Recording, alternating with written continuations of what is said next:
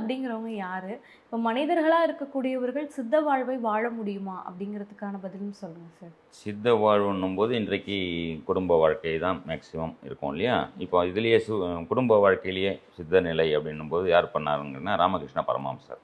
ம். அவர் குடும்ப வாழ்க்கையிலேருந்தே அம்பாள் கிட்ட பேசிட்டு இருந்தார். ம். மகா பெரியவர் இருந்தார். ம். அவர் பார்த்தீங்கன்னா சாது சந்நியாச வாழ்க்கையிலேருந்து அம்பாள் கிட்ட பேசிட்டு இருந்தார். நம்ம குடும்ப வாழ்க்கையில் வாழறோம். 2 விஷயம் இருக்குது. ஒன்று, வாழ்க்கைன்றது வந்து ட்ரெயின் மாதிரின்னு வச்சுக்கலாம். ஒரு எக்ஸாம்பிளாக சொல்கிறேன். அந்த ட்ரெயினில் பார்த்தீங்கன்னா 9 நவகிரகங்களில் 7 கிரகம் வந்து ட்ரெயின் பெட்டின்னு வச்சுக்கோங்க. நம்ம அதுதான் வாழ்க்கையில் பயணிக்கிறோம். ம். மீதி 2 பேர் ராகு கேது அப்படின்னு இருக்காங்க, நிழல் கிரகங்கள். அது 2 தண்டவாளம்னு வச்சுக்கலாம். ஒன்று ராகு, இன்னொன்று கேது. ராகுன்னா ஓவர் எக்ஸ்பெக்டேஷன், கேத்துனா எதுவுமே வேணாம்.